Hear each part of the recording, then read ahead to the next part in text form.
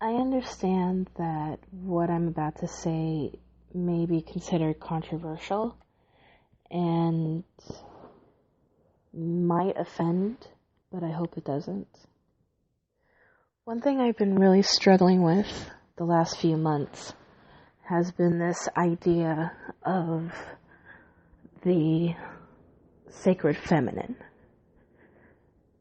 And when asked to explain it,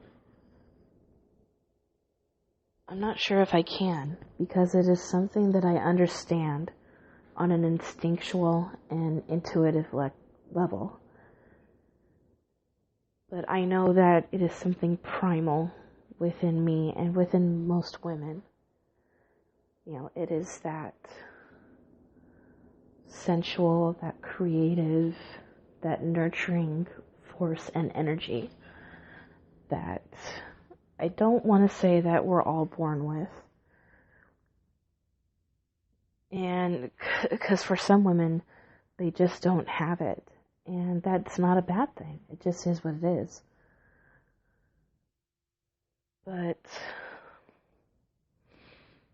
all I know is that I've been struggling to have that sacred feminine, that wild, that primal energy respected and nurtured and understood. But I also realize that there's another part to that, and that is the sacred male energy. And this is where the controversial part may come in, because I think that deep down, a lot of guys, they want to be protectors. They want to be providers. They want to do those things. Because that is what men and women have done since the dawn of time, it seems.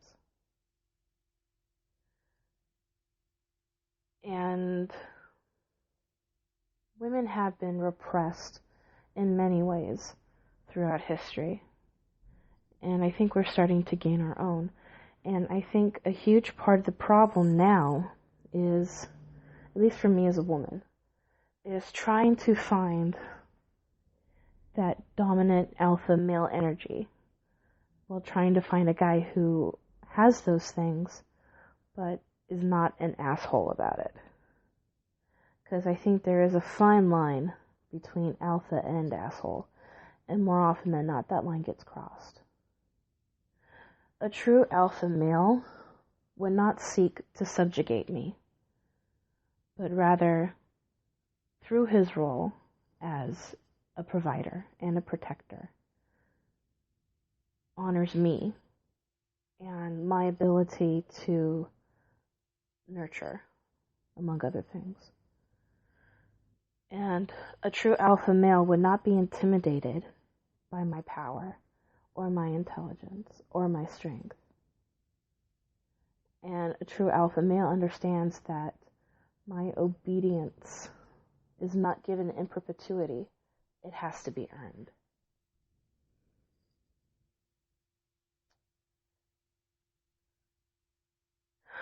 And,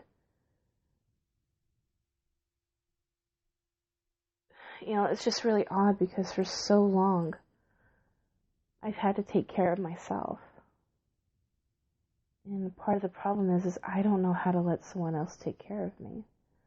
Because every time I did, it just became this patronizing quid pro quo crap.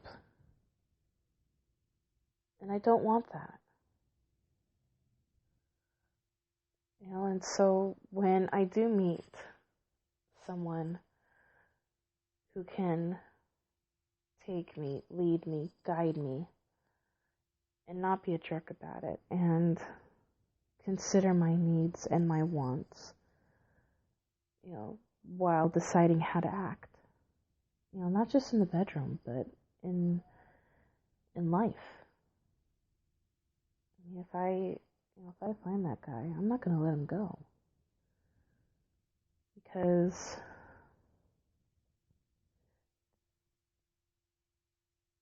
I want the woman in me honored. And I want that male energy, and I want to honor it.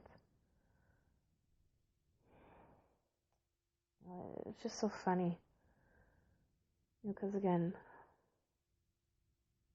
I've had to take care of myself for so long. And now I find myself wanting to be taken care of, but not patronized. And I have a feeling that it's going to be a tough order to fill. But at least the time that I've had to think. And so, to my alpha male, if you're out there, I'm waiting.